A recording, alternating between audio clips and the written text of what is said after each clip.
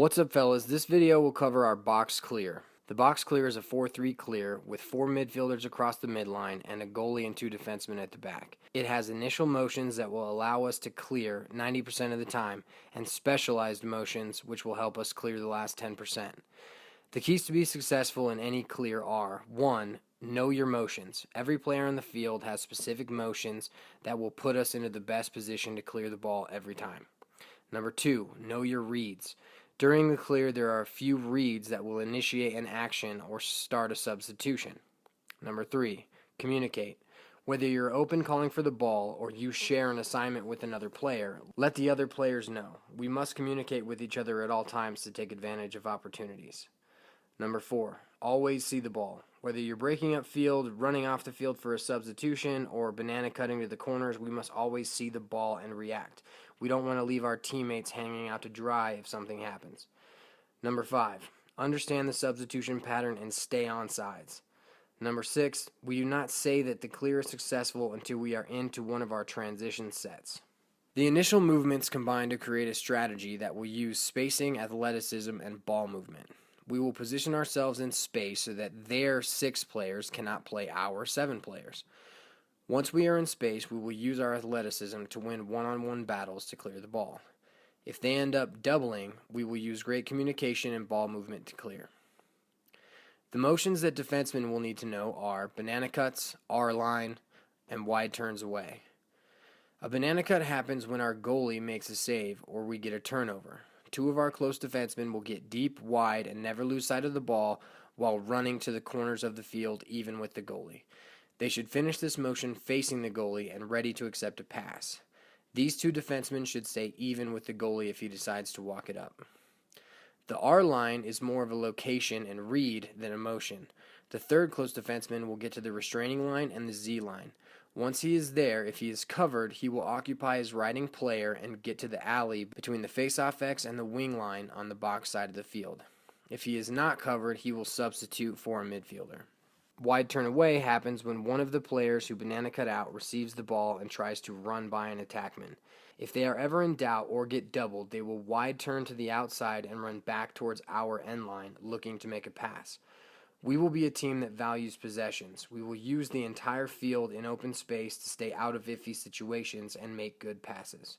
Goalies will need to know 2 motions: get out away and walk it up. Get out away happens after a save or a pass back to the goalie in the crease. The goalie has around 3 seconds to look up field and to the sides for open players. After he counts to 3, he will run out of the crease as far away from any riding attackman as possible. Once the goalie is out of the crease, he will look around to make a pass, and if nothing is there, he will begin walking up the Z line with the 2 defensemen staying even the entire time. This will be really important if players decide to lock off everybody except the goalie.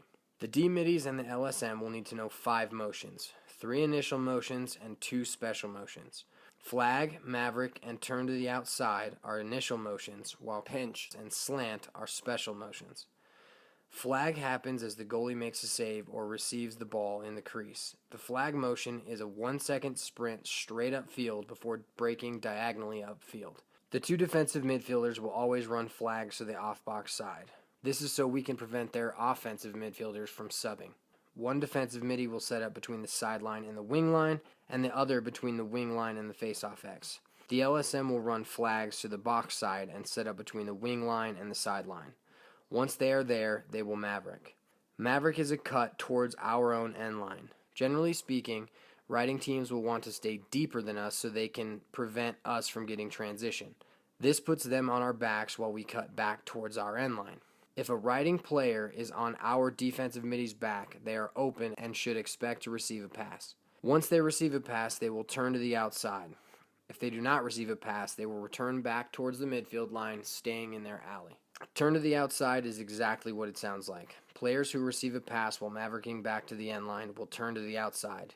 They will turn to the outside because this is where they are least likely to get doubled and we will be able to clear more easily. After these initial motions, you will see that we are in a 4-3. 4 players spread across the midline and 3 players spread on our defensive end. Now we will go over the special motions pinch and slant. Pinch is used when a close defenseman is running up the off-box side towards the midline after beating a riding player. The outside player directly in front of him will get out of the way by cutting towards the middle of the field and staying on sides. He will be looking for a pass if his riding man decides to jump the ball carrier. If the defenseman carries over, the pinching player will stay on sides. If the defenseman passes to the pinching player, the defenseman will stay on sides and that pinching player will carry over.